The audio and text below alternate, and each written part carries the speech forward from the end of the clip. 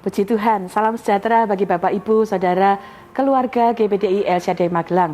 Dimanapun berada, hari ini kita kembali merenungkan firman Tuhan yang akan menjadi kekuatan dan tuntunan dalam hidup kita. Kita telah tiba pada pembacaan kitab Maleakhi, adalah kitab yang terakhir dari Perjanjian Lama. Dan hari ini kita akan melihat ada catatan yang sangat tegas diberikan kepada kita di dalam kitab Maleakhi pasal yang pertama. Ya, dalam kitab Maleakhi pasal yang pertama ini kita akan melihat bahwa Tuhan menyebutkan namanya, menyebutkan pribadinya, menyebutkan karakternya. Bapak Ibu bisa baca itu pada ayat 6, dia menyatakan bahwa dia adalah Tuhan semesta alam. Artinya Tuhan yang menciptakan, Tuhan yang menguasai, Tuhan yang mengendalikan alam ini. Ya, Tuhan yang segala-galanya. Ya, dia juga menciptakan apapun yang ada dalam dunia ini. Tuhan juga yang menciptakan saya, menciptakan Bapak Ibu. Dia pemilik kehidupan kita. Ayat 11 bahkan berkata juga bahwa nama Tuhan adalah nama yang besar, nama yang berkuasa. Ya, Maleakhi ini menjelaskan bagaimana Tuhan menjelaskan pribadinya, dan ayat 14 juga menjelaskan bahwa dia menerangkan dia adalah Raja yang maha besar. Ya, dan seharusnya kepada Tuhan yang semesta alam, namanya yang besar, Raja yang sangat besar, nama Tuhan seharusnya adalah nama yang dimuliakan. Nama Tuhan adalah nama yang harus ditinggikan. Ya, ayat 5 berkata bahwa Tuhan maha besar sampai di luar daerah Israel. Tuhan itu harus dimuliakan di seluruh bumi. Ya, Tuhan adalah Allah yang maha besar, Allah yang memiliki segalanya. Dia Raja yang sangat besar, namanya harus dimuliakan. Karakternya yang sangat mulia, dia Allah yang pemilik segalanya. Satu kenyataan yang kita dapat belajar, yang kita dapat ingat, di Maleakhi pasal 1 ayat 2, firman Allah berkata, dia yang memiliki segalanya, dia yang mengendalikan segalanya, dia yang menjadikan kita, dia yang namanya besar. Apa yang dia lakukan bagi kita? Maleakhi 1 ayat 2 berkata, aku mengasihi kamu. Bapak Ibu, ini adalah satu hal yang perlu kita ingat ya. Tuhan yang maha besar, yang menjadikan segala sesuatu, dia mengasihi kita. Dia Allah yang luar biasa, dia mengasihi kita. Dia pemilik hidup kita dan dia mengasihi kita. Tetapi kemudian dari ayat ini ya, kita belajar bahwa di tengah kenyataan dia yang namanya besar, dia yang namanya mulia, dia yang mengasihi kita, yang seharusnya kita muliakan. Ternyata di Maleakhi pasal 1 ini berisi sebuah teguran ya kepada umat Tuhan. Dan saya percaya ini juga menjadi teguran yang perlu mengingatkan kita. Mengapa? Ternyata Maleakhi 1 ada satu bagian di mana firman Allah ya menegur ya umat Israel, baik bangsa Israel, baik imam-imamnya. Kenapa? Karena mereka justru menghina nama Tuhan, tidak menghormati Tuhan ya. Ini menjadi satu bagian yang benar-benar teguran yang sangat keras kepada umat-umat Tuhan pada waktu itu. Ayat yang ke-6 ya menjelaskan bagaimana ada satu pernyataan ya, firman Tuhan semesta alam kepada kamu, hai para imam yang menghina namaku. Ya, ada satu teguran bagaimana di tengah kenyataan nama Tuhan yang mulia itu justru umat-umat Tuhan yang dikasihi Tuhan itu menghina nama Tuhan. Hari ini kita perlu belajar berhati-hati. Jangan sampai kita yang mengenal Tuhan, ya kita yang bisa bahkan menyebutkan namanya, ya kita yang sudah merasakan kasihnya Tuhan, ya merasakan pertolongannya Tuhan, merasakan penghiburan Tuhan, merasakan berkat-berkat Tuhan, justru menghina nama Tuhan. Ya kiranya teguran ini juga menjadi sesuatu yang mengingatkan kita. Bagaimana kita dapat belajar, ya ketika kemudian ada teguran ini ya. Firman Allah berkata, justru imam-imam itu berkata dengan cara bagaimana kami menghina namamu. Ya, ini adalah satu bagian yang perlu kita sadari, perlu kita waspadai. Jangan sampai kita menghina nama Tuhan. Bagaimana bangsa Israel, bagaimana imam-imam menghina nama Tuhan? Kita lihat ayat 2 mencatat demikian. Firman Allah berkata demikian, waktu Tuhan berkata, aku mengasihi kamu, firman Tuhan. Tetapi kamu berkata, dengan cara bagaimanakah engkau mengasihi kami? Ya, sampai di situ. Bagaimana bangsa Israel ditegur? Mereka menghina nama Tuhan, tidak menghormati nama Tuhan ketika mereka meragukan kasih-Nya. Ya, ayat 2 mencatat ada pertanyaan, bagaimana Tuhan Engkau mengasihi kami? Ya, dengan cara bagaimana Engkau mengasihi kami? Ya, bangsa Israel sudah mengalami begitu banyak kemurahan Tuhan, begitu banyak pertolongan Tuhan. Tetapi ketika mereka ada dalam kesulitan, mereka ada dalam penderitaan, justru mereka menyalahkan Tuhan atas situasi yang sulit, situasi-situasi yang mereka hadapi, ya, pergumulan, masalah-masalah mereka, ya. Kadangkala kita pun seperti ini, ya. Kita sebagai anak-anak Tuhan, kita menyatakan diri percaya kepada Tuhan, kita menyebutkan nama Tuhan, ya. Tapi ketika kita mengalami pergumulan-pergumulan dalam hidup, kita mungkin mengalami kesulitan, kita menghadapi pergumulan, kita menghadapi masalah, lalu kita meragukan Tuhan. Wah, Tuhan tuh gak sayang sama aku, Tuhan gak memperhatikan aku, Tuhan gak menjawab doaku. Kita meragukan kasih Tuhan. Bapak Ibu, meragukan kasih Tuhan itu sama dengan kita tidak menghormati Dia. Meragukan kasih Tuhan itu sama dengan kita melakukan penghinaan kepada Tuhan.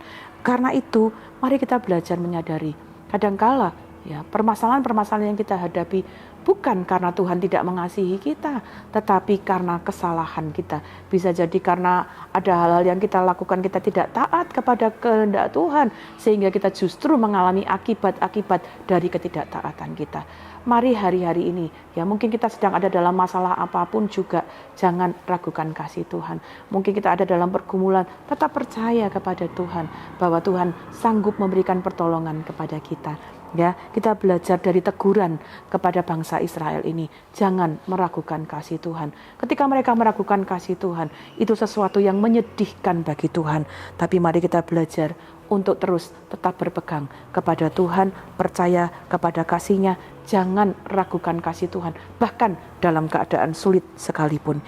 Yang kedua, teguran ini datang, ya, bagaimana mereka dianggap menghina Tuhan, tidak menghormati Tuhan.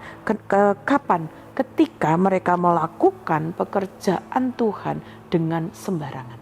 Ya, kita dapat melihat itu di ayat yang ke-7 sampai ayat yang ke-11. Ya, saya akan bacakan beberapa ayat ini. Ayat 7, 8, 9, 10 sampai 11. Kamu membawa roti cemar ke atas mezbahku, tetapi berkata, dengan cara bagaimanakah kami mencemarkannya? Dengan cara menyangka meja Tuhan boleh dihinakan. Ayat 8. Apabila kamu membawa seekor binatang buta untuk dipersembahkan, tidakkah itu jahat? Apabila kamu membawa binatang yang timpang dan sakit, tidakkah itu jahat? Cobalah menyampaikannya kepada bupatimu. Apakah ia berkenan kepadamu? Apalagi menyambut engkau dengan baik, firman Tuhan semesta alam. Ya, ayat 7 sampai 8 dulu. Hari ini kita belajar, ya, melakukan pekerjaan Tuhan dengan sembarangan itu juga menjadi satu hal yang ditegur. Ya, karena itu berarti kita tidak menghormati Tuhan. Pekerjaan Tuhan itu ada beberapa macam. Pertama, pekerjaan yang kita lakukan dalam pelayanan. Bapak Ibu yang terlibat dalam pelayanan, mari kita bersyukur Tuhan memberikan kita kesempatan dapat melayani Tuhan di rumah Tuhan. Hamba-hamba Tuhan, kami pelayan-pelayan Tuhan yang melayani di bidang apapun juga di rumah Tuhan. Itu suatu kehormatan. Mari kita lakukan dengan sepenuh hati, dengan penuh tanggung jawab. Ya, lakukan dengan penuh penghormatan kepada Tuhan.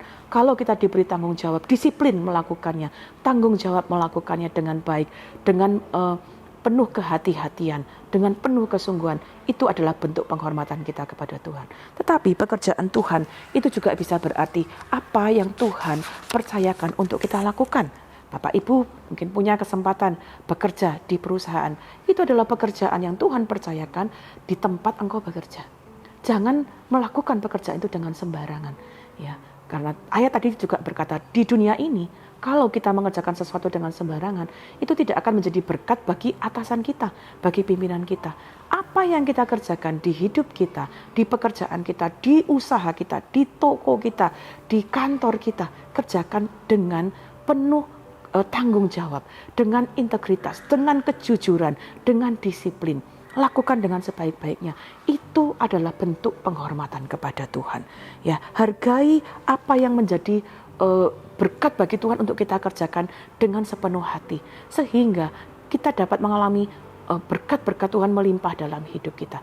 Teguran ini sangat keras ya kepada bangsa Israel untuk mereka menghormati Tuhan ya, dengan melakukan pekerjaan-pekerjaan dengan penuh tanggung jawab, dengan penuh kesungguhan. Hari ini mari kita belajar hormati Tuhan. Ya, kita belajar dari teguran ini. Bagaimana kita hormati Tuhan? Jangan meragukan kasih Tuhan ya. Terus bersyukur untuk kasih Tuhan. Apapun yang kita alami, jangan ragukan kasih Tuhan. Kedua, lakukan setiap pekerjaan yang Tuhan percayakan kepada kita. Baik itu di gereja dalam pelayanan, baik di rumah, di kantor, di tempat kita bekerja, dimanapun. Kerjakan itu dengan sungguh-sungguh, kerjakan itu dengan tanggung jawab, sehingga berkat-berkat Tuhan akan menjadi bagian dalam hidup kita. Tentunya kita tidak mau ya berkat itu diubah menjadi kutuk, tetapi kita akan tetap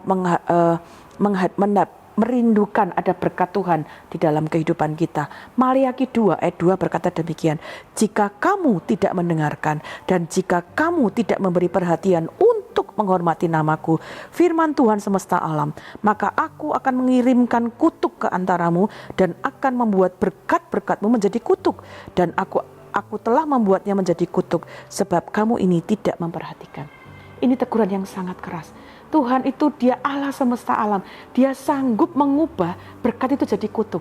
Kalau apa? Kita tidak mendengarkan, tidak menghormati Dia. Tapi saya percaya sebaliknya yang akan terjadi. Waktu kita memberi perhatian kepada firman-Nya, waktu kita menghormati Dia, kita mau memperhatikan tegurannya Tuhan, firman Allah bahkan dapat melakukan sebaliknya. Kutuk itu akan diubah menjadi berkat. Pilihannya ada pada kita. Saya percaya setiap kita merindukan berkat Tuhan ada dalam hidup kita. Karena itu perhatikan teguran hari ini. Mari waspada, hormati Tuhan. Jangan ragukan kasih-Nya. Kerjakan setiap pekerjaan yang Tuhan percayakan kepada kita dengan sungguh-sungguh, dengan tanggung jawab. Tuhan Yesus akan memberikan berkat-Nya bagi hidup kita. Puji Tuhan. Terima kasih Bapak Ibu telah mengikuti Renungan 79. Ya, saya percaya teguran firman Tuhan ini akan terus membangkitkan semangat kita untuk menghormati Tuhan dalam seluruh segi kehidupan kita. Bagi Bapak Ibu yang ingin didoakan dalam pokok doa tertentu atau menceritakan kesaksian, mukjizat kesembuhan, pemulihan bagi masalah keluarga, dapat menyampaikannya melalui chat di WhatsApp 0813 2742 0088. Mari kita berdoa. Bapa, kami mengucap syukur untuk firman-Mu. Engkau mengetahui kehidupan kami. Tidak ada yang tersembunyi di dalam hidup kami Tuhan. Hari ini kami mengucap syukur untuk teguran-Mu. Engkau mengetahui kami. Ampuni kami kalau kadang-kala kami meragukan kasih-Mu. Ketika kami berada dalam permasalahan. Atau kami tidak mengerjakan pekerjaan yang Engkau percayakan kepada kami dengan baik. Kami mohon ampun Tuhan, kami mengucap syukur untuk teguran-Mu. Kami mau belajar terus mengasihi Engkau, tidak meragukan Engkau, dan belajar melakukan segala sesuatu dengan penuh tanggung jawab, dengan sebaik-baiknya, supaya hidup kami boleh mengalami berkat yang Engkau janjikan dalam hidup kami. Berkati seluruh keluarga GBDI El Shaddai Magelang, supaya kami terus hidup di dalam hormat kepadamu, namamu yang mulia, itu menjadi bagian dalam kehidupan kami. Terima kasih Bapa. Bersorak-sorailah, bersukacitalah dengan segenap hati. Tuhan Allah ada di antara seluruh keluarga GBDI El Shaddai Magelang sebagai pahlawan yang memberi kemenangan. Terima kasih Bapa, di dalam nama Tuhan Yesus Kristus kami mengucap syukur dan berdoa. Haleluya. Amin.